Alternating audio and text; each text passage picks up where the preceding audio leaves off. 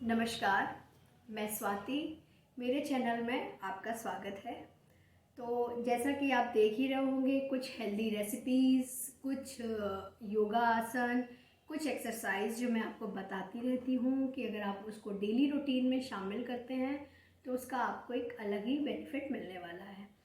तो आज मैं आपको कोई बहुत नई चीज़ बताने वाली नहीं हूँ, वही चीज़ें बताने वाली हूँ जो आप अक्सर देखते रहते हैं, सूर्य नमस्कार, जो कि शायद किसी परिचय का मोहताज नहीं है। हमने सबने सुना है कि सूर्य नमस्कार करना चाहिए, उससे बॉडी स्ट्रांग बनती है, स्टैमिना बिल्ड होता है।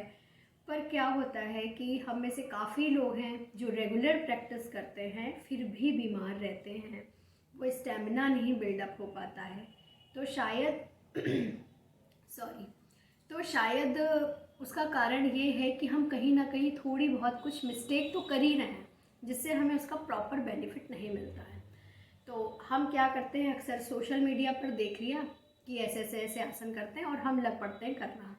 तो मैं कुछ भी कहीं के लिए कुछ भी नहीं बोलूँगी, पर मैं जो एक करेक्शन है, जो एक करेक्ट वे है, मैंने किताबों में पढ़ा है, तो वो पढ़ा पढ़ाया ज्ञान मैं आज आपको बताऊँगी।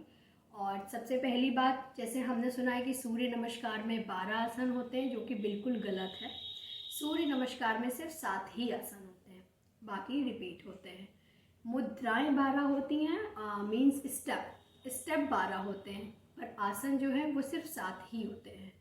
तो आज मैं आपको थोड़ा सा डिटेल में बताने वाली हूँ वीडियो, तो प्लीज़ लास्ट तक बने रहें। और डिटेल में मैं आपको बताऊंगी स्टेप बाय स्टेप कि हमें सूर्य नमस्कार कैसे करना चाहिए, जिसका हमें ज़्यादा से ज़्यादा फ़ायदा मिले। और अगर आप 9 या 12 राउंड भी सूर्य नमस्कार के करते हैं अगर डेली में, तो और कोई आसन या और कोई भी एक्सरसाइज आपको करने की ज़रूरत नहीं है। अगर आप सिर्फ सूर्य नमस्कार 9 बार कर रहे हैं तो आई बेट कि आपको बहुत ज़्यादा बेनिफिट होने वाला है। अगर आप एक हफ्ते तक भी करेंगे ना, तो आपको आफ्टर 1 वीक फील होगा कि बॉडी कहीं ना कहीं बहुत ज़्यादा, बॉडी में एक अलग सी एनर्जी लेवल आपको फील होगी। तो चलिए, बहुत लंबी वीडियो हो जाएगी, मैं ज़्यादा बात करूँगी, तो मैं आपको आज बताती हूँ सूर्य नमस्कार का स्टेप बाय स्टेप एकदम डिटेल में।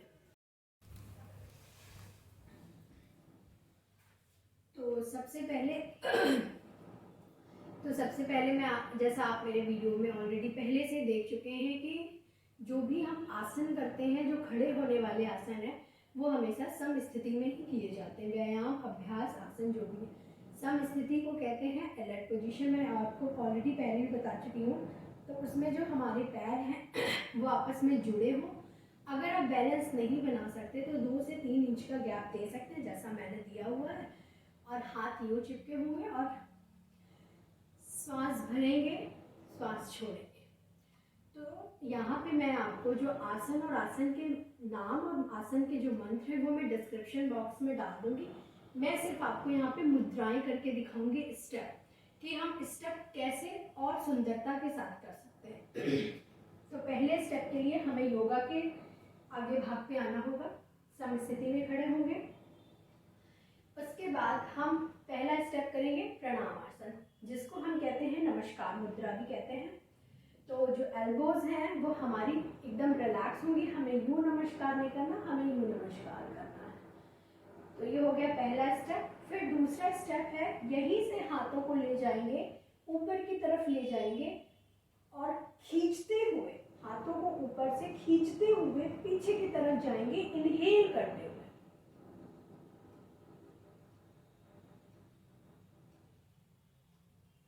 एक्सहेल करते हुए थर्ड स्टेप में जाएंगे, और जब हम थर्ड स्टेप में जाएंगे तो हम अपने हाथों को आगे की तरफ खींचेंगे। ऐसे करेंगे जैसे हमें कोई पकड़कर खींच रहा है, और सिर्फ कमर वाले भाग से हम नीचे को झुकेंगे। तो ये दूसरा स्टेप था। अब एक्सहेल करते हुए नीचे जाएंगे,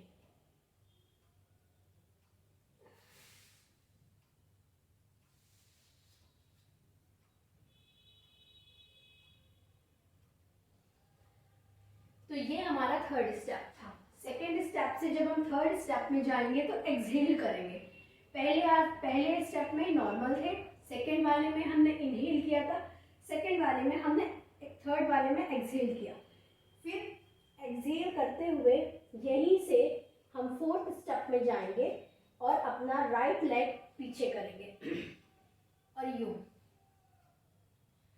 तो ये जो है ये यहाँ पे हमारा 90 डिग्री बनना चाहिए और ये जो पैर है लेफ्ट वाला राइट वाला ये पीछे होगा। अगर आप कर सकते हैं तो आप इसको ऐसे भी करेंगे, और अगर आपको घुटने में प्रॉब्लम है तो आप घुटने को सपोर्ट भी कर सकते हैं। और हमें ऊपर की तरफ देखना है। इस वाले में हम इनहेल करेंगे ना, इस वाले पैर को उस पैर के साथ मिलाएंगे और इन दोनों पैरों को आराम से जमीन में रखेंगे। जो एड़ियां हैं वो उचकेंगी नहीं, उनको जमीन में रखने का प्रयास करेंगे और अपनी गर्दन को अंदर की तरफ बेंड करेंगे।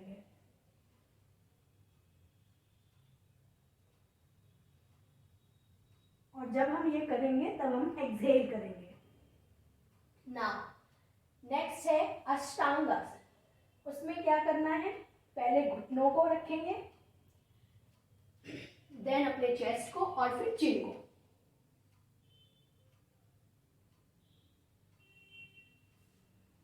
जब हम अष्टांग आसन करेंगे तो ब्रीथ हमारी जो है वो नॉर्मल रहेगी।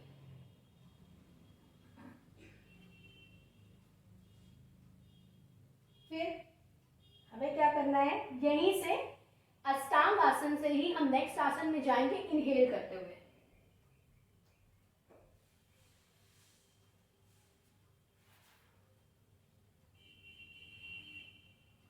इसमें हमारे हाथ यूं नहीं रहेंगे, पैर के जो पंजे हैं वो बाहर की तरफ रहेंगे।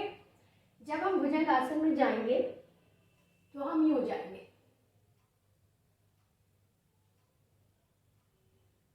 कमर वाले भाग से उठना है, हमें हाथों से नहीं उठना है। हाथ की जो एल्बो है वो मुड़ी रहेंगी। नाउ फिर से आसन हमारे रिपीट होते हैं तो उनको हम कहते हैं पर्वतासन।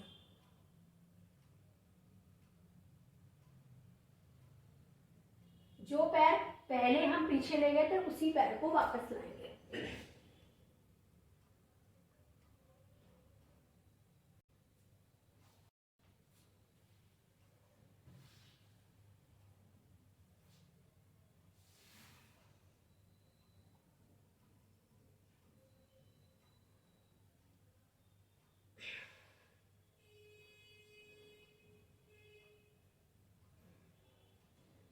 आंखों को बंद करेंगे। आती हुई सांसों को जाती हुई सांसों पर ध्यान देंगे और अपने शरीर पे हो रहे प्रभाव को महसूस करेंगे। तो ये थी सूर्य नमस्कार की टेक्निक कि पैरों को कब अंदर रखना है, पैरों को कब बाहर रखना है, हाथों का मूवमेंट कैसा होना चाहिए, और सबसे बड़ी जो चीज़ होती है आसन में वो होती है हमारा ब्रीदिंग पैटर्न। अगर हम ब्रीदिंग पैटर्न के साथ कोई भी योगाभ्यास करते हैं तो वो हमें जो नॉर्मल हम बिना इनहेल एक्सहेल के करते हैं उससे जस्ट डबल हमें उसका फायदा मिलता है। तो आपको सूर्य नमस्कार में याद रखना है, जो दूसरे स्टेप से हमें शुरू करना है, इनहेल करना है, थर्ड में एक्सहेल करना है, फिर फोर्थ में इनहेल करना है, फिर फिफ्थ में एक्सहेल करना है, फिर सिक्स में हमें अपनी ब्रीदिंग को नॉर्मल रखना है, फिर सेवेंथ में इनहेल करना है, फिर एट्थ में एक्सहेल करना है, फिर नाइन्थ में इनहेल करना है, फिर 10th में एक्सहेल करना है, फिर 11th में इनहेल करना है और 12th में फिर वापस आते हुए नमस्कार मुद्रा बनानी है। टोटल 7 आसन है इसमें। उसके बाद हमारे जो आसन हैं वो रिपीट ही होते हैं।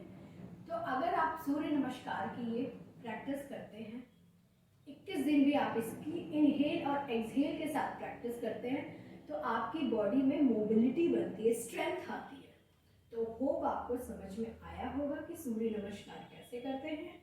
अगर आपको और भी कोई क्वेरी है तो आप अपने कमेंट बॉक्स पे मुझे कमेंट करके भी बता सकते हैं।